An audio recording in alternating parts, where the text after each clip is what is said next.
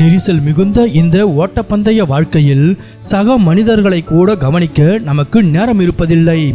ஆனால் மும்பை புறநகர் ரயில் ஒன்றில் நடந்த ஒரு நெகிழ்ச்சியான சம்பவம் மனித நேயம் இன்னும் உயிரோடுதான் இருக்கிறது என்பதை உலகிற்கு நிரூபித்துள்ளது. தாகத்தால் தவித்த ஒரு வாயில்லா ஜீவனுக்கு ஒரு மனிதன் காட்டிய அன்பு இன்று ஒட்டுமொத்த இணையதளங்களையும் நனைய வைத்துள்ளது. அந்த நெகிழ்ச்சியான சம்பவத்தை பற்றி இப்போது பார்ப்போம்.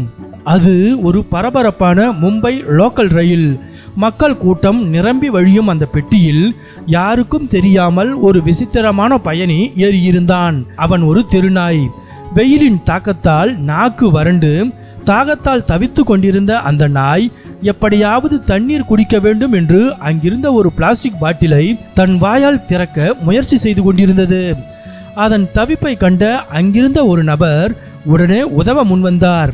இருக்கைக்கு அருகில் அமர்ந்திருந்த அந்த நாயின் முன்னே சென்று தன் கையில் இருந்த தண்ணீர் பாட்டிலை மெதுவாக சாய்த்தார்.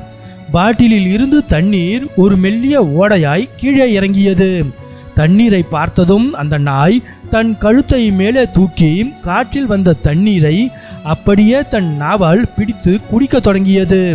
அந்த ஜீவன் சிரமப்படக்கூடாது என்பதற்காக அந்த மனிதர் பாட்டிலை மிகவும் கவனமாக கையாண்டு தண்ணீர் சரியாக அதன் வாயில் விழும்படி செய்தார்.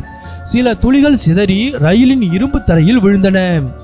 சுற்றி இருந்த பயணிகள் அந்த அன்பான காட்சியை அமைதியாக ஆச்சரியத்தோடு பார்த்து கொண்டிருந்தனர். ரயில் தன் பாட்டிற்கு ஓடிக்கொண்டிருக்க அதற்குள் ஒரு அழகான பாச போராட்டம் நடந்து முடிந்தது. மனித நேயமும் சக உயிர்கள் மீதான அக்கறையும் இருந்தால் இந்த உலகம் வாழ்வதற்கு இன்னும் அழகான இடமாக மாறும் என்பது இந்த சம்பவத்தை பார்த்து நெகிழ்ச்சி அடையும் பலரின் குரலாக இருக்கிறது.